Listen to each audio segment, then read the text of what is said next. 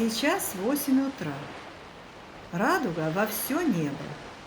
Справа огромные тучи, похоже, собирается дождь.